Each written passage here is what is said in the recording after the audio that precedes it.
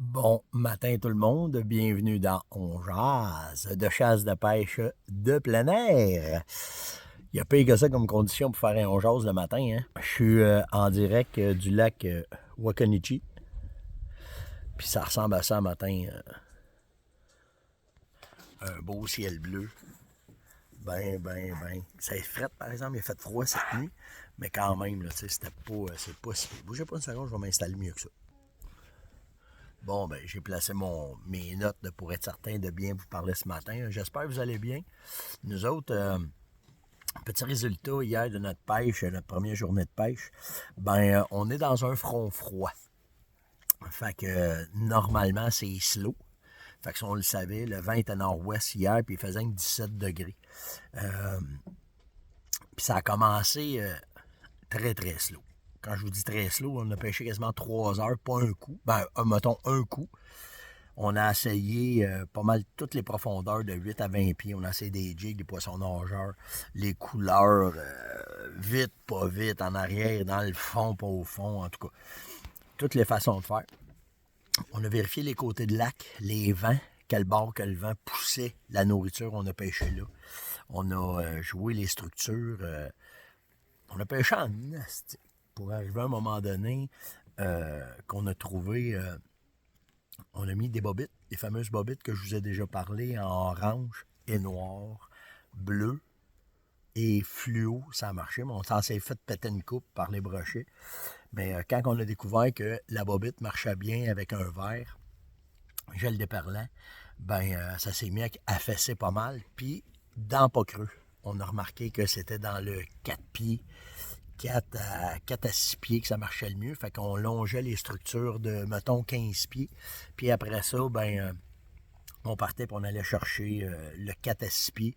Puis aussitôt qu'on pognait 3 pieds, whoop, on revirait de bord et on s'en retournait. Puis là, ça a fessé. Là, ça a bien été. On a ramassé nos cocottes dorées hier pour pouvoir en manger. On a pogné du brochet en masse. Pas des gros, par exemple. Le plus gros, il était à peu près 8 livres, 9 livres. Les autres, c'était des fouettes. Mais malgré tout, on s'en est bien sorti. Fait qu'hier, ça a été une journée très fructueuse, malgré qu'on est dans un front froid. Là, aujourd'hui, ben, cette chaleur-là va amener. Puis hier, dans la cabane à pêche, ben... la pêche était slow, la grise est slow. Il y a une couple de gars qui s'en sont bien sortis aussi. Une couple de belles grises là, de 8, 10, 12 livres.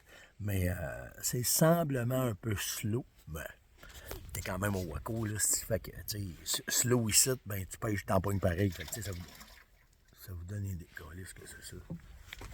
Je sais pas une seconde. Il y a quoi qui a fait flou le matin? Juste ici, en avant du quai.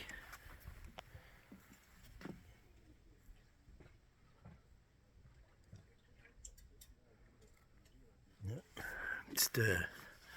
Petit indice de Pesson un matin qui était sur le bord du quai.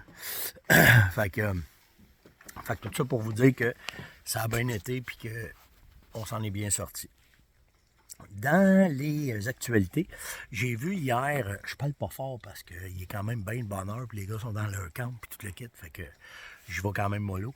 Dans les actualités, ben, j'ai tombé sur le plan sur la sensibilisation de protéger la truite mouchetée de notre MFFP. Et j'ai essayé de lire ça, là. Je me suis mis à saigner du nez, aussi, là. Il y a tellement de termes, puis il y a tellement d'affaires, puis ça avait tellement en rond. Ça... Moi, protéger la truite mouchetée, là, on va vous donner un truc un matin, s'il y en a qui m'écoutent. Peut-être c'est moi là, qui est trop facile, puis je suis en vacances. Puis... Mais moi, je te ferais ça facile. Là. Tu peux juste baisser les quotas un peu. Mettons, là, trouver qu'il y en a moins. Aménager les frayères. Faites des frayères. Mettez de l'argent là-dedans au lieu de mettre de l'argent dans un rapport qui était à peu près 26 esti à décider de voir, d'essayer de voir où est-ce que ça s'en allait. Commencez par ça. Puis faites de l'introduction. Il y a de quoi sur le bord. C'est en dessous du quai.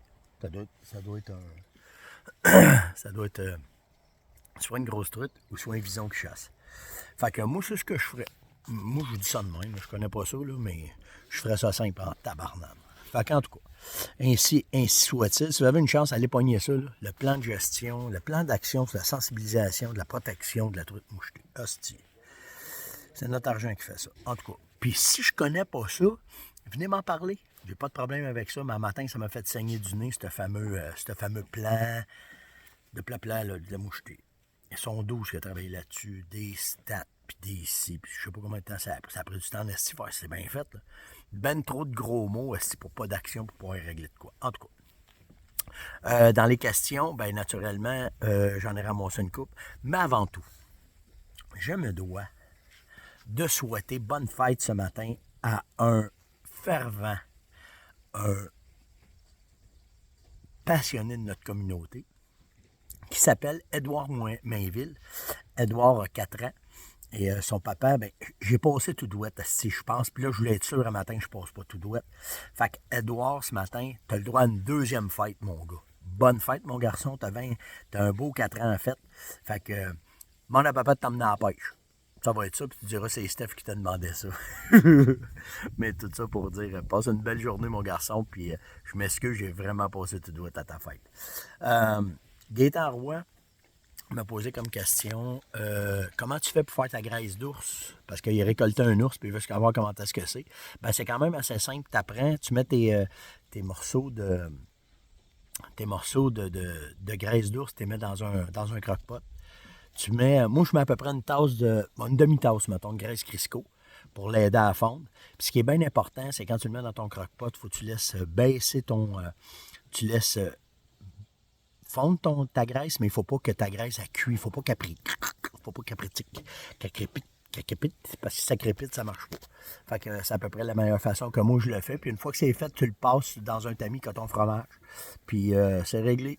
Tu laisses aller ça, tu mets ça dans le dépôt maçon. Moi, je les fais geler pour pas qu'ils surissent, parce que si t'en as beaucoup, ça veut pas que ça surisse. Puis quand je suis prêt, je commence à les faire dégeler, puis après ça, je mets ça sur mes bottes, des selles de chevaux. Tout ce qui est en cuir, ça va marcher, mais ça va bien imperméabiliser tes bottes.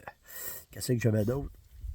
Mais c'est bon, une question à 100$. Marie-Ève m'a demandé, mes salines à chevreuil sont slow.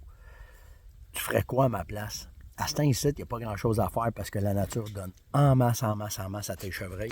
Assure-toi que tu as mis de la poudre, OK, de la poudre d'automne, puis que tu t'as bien passé, que tes salines sont pleines, que ton Vitalmix est mis sur tes blocs, puis laisse aller ça. Tu vas voir comment est-ce que c'est. Puis dans ta question, tu me disais que tu voyais beaucoup de femelles, beaucoup de veaux. Ben c'est un peu la mauvaise gestion du troupeau qui fait ça. Fait que quand que le mois de septembre arrivera, tu pourras voir sur tes caméras si tu as des bocs qui rentrent. Puis là, tu pourras commencer à regarder la gestion, qu'est-ce que tu voudras faire, puis comment est-ce que tu peux gérer, puis voir comment est-ce que c'est. C'est pas nécessairement d'enlever les femelles, mais plus de protéger les bocs qui pourraient être intéressants. Après ça, ben oui, sûrement d'enlever les femelles, mais tu sais, je sais pas la zone où est-ce que t'es, puis je sais pas comment est-ce que c'est, puis il y a ça. Mais moi, je te dirais, des salines, regarde aller ça. Puis quand tu commenceras tes sites d'apportage, si tu traverses des sites d'apportage ou les signes que tu vas trouver, bien là, tu pourras voir d'un bord et de l'autre qu'est-ce qu'il y a à faire avec ça.